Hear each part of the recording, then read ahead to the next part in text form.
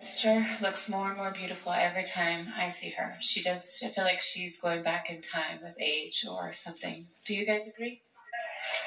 Just want to share that appreciation. The support group here. I do. I feel a lot of gratitude for Esther. That conversation was so good. Yeah. So good. Yeah. And I had an experience recently where I had a really strong contrasting moment through my life experience and some momentum that I had and some focus that I had, of course, on a subject that mattered to me a lot, which was my marriage. And I had this knowing of what I wanted, and I actually had the ability to... A knowing of what you wanted, but you weren't ready for it. Right. I wasn't focused on the lack of it. The details of what you were living caused you to put it into the vortex, and it's causing you to ask for it, and it's actually caused it to be accomplished, but you're not ready for it. Right. But it's all right to not be ready for that, because you're ready for this, and ready for this, and ready for this, and ready for this. This is a new way of looking at this that is really going to help those like you who have been after this with such clarity and intensity for a long while. That's why you being here right now following that is ready to be ready to be ready to be ready. Yeah, I get that. So are you going to ask us to take a bigger jump with you than you're ready for? No. All right. No, not at all. Because the experience that I had was I actually had the awareness to know that I wasn't ready for it, and to just honor the aspect of finding any way to feel good, right? I launched the rocket. So by not being ready for it, we know we can interrupt you because we know the clarity of your mind and you can do this dance with us. So we're going to be rude and interrupting through this conversation. By all means, please. So can you feel that where you are is what you're ready for, and therefore Absolutely. It's good? And yes. And can you look for the positive aspects of where you are? If what matters isn't getting over there, isn't being ready for what's over there or getting over there, if the only thing that matters is satisfaction right now, which you have the ability to accomplish, then you're ready to be ready, aren't you? And so I had the awareness to find any reason to feel good and to trust and know that everything's always working out for me. And what is the path of least resistance to feeling good? It's a variable, isn't it? Yeah. Sometimes the path of least resistance, depending on how far into it you are or how big the wobble is, sometimes the path of least resistance is a focus wheel. Sometimes it's taking a nap. Sometimes it's going off by yourself. Sometimes it's moving forward a little bit in the conversation. It can be all kinds of different actions that there's no point in identifying. But in each moment, do you believe that you can find a path of least resistance to be ready for this manifestation? Do you accept that in every moment in time there is a manifestation? Yes. And do you find yourself through your appetite to enjoy seeing, hearing, smelling, tasting, and touching, do you find yourself deciphering the manifestation negatively? A lot of people do. It's a sort of natural thing. It's a natural thing, of course. So what we're getting at here is if you leave this gathering deciding to be ready, which means to be as satisfied as you can be in this moment, which means to join your inner being in your inner being's perspective of this moment, then wouldn't that change the way you are responding to or looking at this manifestation, this one, this one, this one, this one? And does it matter who else is involved in the manifestation? Or what they're saying, or what they're doing, or what they're thinking, or what they're planning, or what they're perceiving? Does any of that matter? The only thing that matters is your ability to find satisfaction in this manifestation. This is worth thinking about. And so I was. And so that, when you say that you have the ability to elicit from anybody, if you can hold on to feeling good, and if you're in the receptive mode, find a way to get into the receptive mode, then you have the ability to elicit from anybody. And it wasn't that I attached that to him, but it was that I was a vibrational snob. I wanted to really focus on what I wanted and my desire and stay there with it. We want to talk about that because in this powerful moment where you have the ability to find satisfaction meaning appreciation or love or interest, it's just aligning with the thoughts of your inner being about the same moment in time, because your inner being is enjoying this manifesting moment.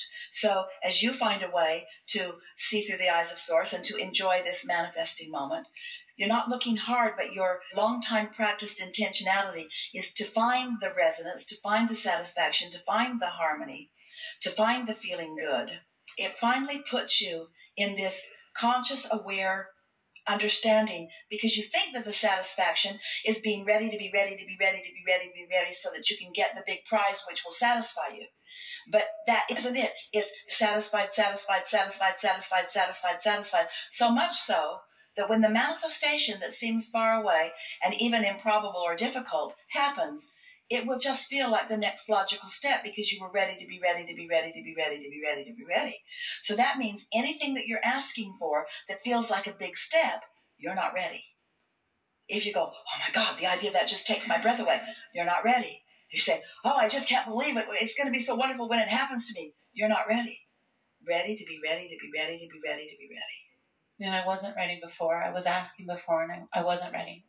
And then, but by not being ready, you know what happens? It makes you want to be ready. There is nothing that makes you desire satisfaction more than dissatisfaction.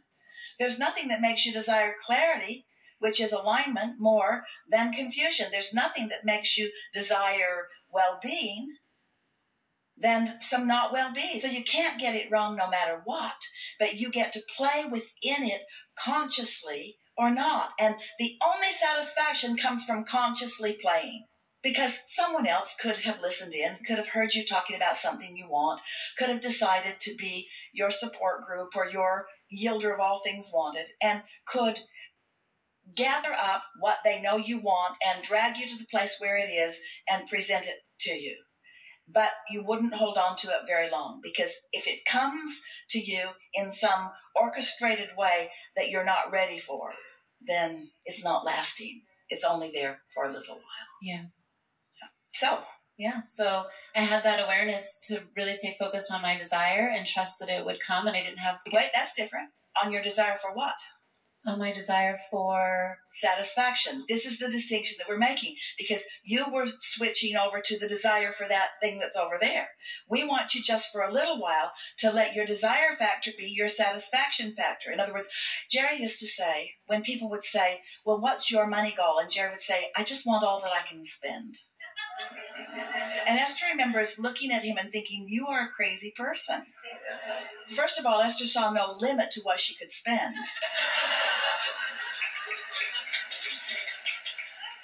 It's time-consuming, though. Somebody was just sharing that with me. I never heard that before. It's time-consuming. So what we're getting at is, this is your desire. Now that you know what you know, now that you understand the laws of the universe and you understand your vortex and you know what's there, so now your dominant desire, it will serve you so well if your dominant desire is, I want all that I'm ready for now, and conscious awareness of what I'm ready for now, and I want to let all that I'm ready for now. That's what people mean when they talk about the power of now or being present in the now. That's what they're talking about. So that you're tuned in, tapped in, turned on, and living in the moment. If you are consciously aware of the receiving of all that is happening in your now, of all of the delicious things that are happening in your now, can you see that not only are you going to live happily ever after, but everything's going to be your experience that you want? And there's another piece that we really want you to know. While you're getting ready for this, you've thrown more further down the road, because you can't stop asking for more. You're never going to get to the end of it.